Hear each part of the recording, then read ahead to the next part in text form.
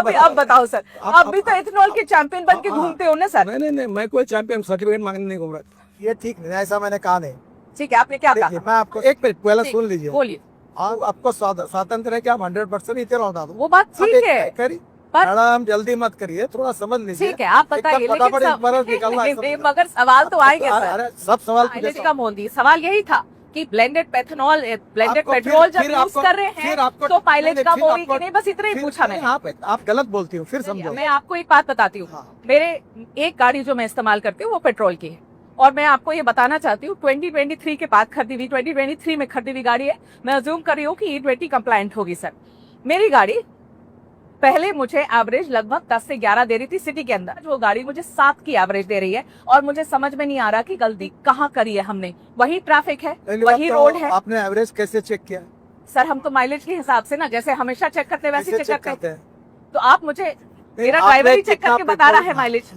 देखिए, हाँ, आपकी गाड़ी आप सर्विस स्टेशन में अथोराइज कंपनी के डीलर के पास भेजे, और वहाँ मशीन होता है। ठीक है, एवरेज अपने आप और मैं अपने गाड़ी में नहीं चेक कर। ठीक है, उसको एक मशीन होता है, वो मशीन किसी के घर में नहीं होता है। ठीक है, वो वहाँ होता है, वो चेक करिए। पर आप नहीं मानेंगे कि ब्लेंडेड पेट्रोल की वजह से मेरी माइलेज कम हुई है, आप नहीं मानेंगे। और अगर फ्यूल की वजह से मेरी माइलेज कम हुई तो नितिन गडकरी जी क्या करेंगे, क्या मदद होगी मेरी, बताइए। मेरी बात सिद्ध तो होने दो, हमारा जल्दबाजी क्यों करती हो? आपके कंज्यूमर कोर्ट में केस डाल सकती है ना। अब मैं ये सब करने जाऊँ, मैं ये सब करने जाऊँ? लॉ हाँ? ऐसे 2-4 नाम अगर ध्यान में हो तो बताइए मुझे। नहीं तो मेरी, मैं अपनी कंप्लेंट भी डालूंगी। कंप्लेंट में तो अभी तक आपने गई नहीं डीलर के पास। नहीं तो अब डीलर के पास जाने के बाद ही आऊंगी आपके पास। तबीयत खराब हो गई, हाँ, तो घर में बैठ के डॉक्टर को गालियां दोगी क्या? घर में बैठ के कोई किसी को गालियां नहीं दे रहा है नितिन सर, ये बहुत ही गलत बात है। इतने सारे लोग अब बना के अपनी वीडियो और रील डाल रहे हैं। नितिन गडकरी जी, पहले आप तो पहले बता दो कि किस ईमेल आईडी पर लिखना है। सोशल मीडिया पे हाँ,